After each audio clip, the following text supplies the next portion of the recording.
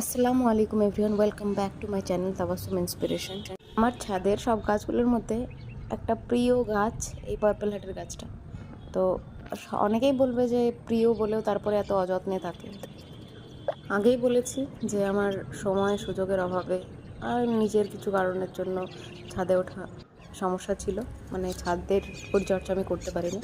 তো আস্তে আস্তে সমস্ত গাছগুলো আমি ঠিক করার চেষ্টা করছি।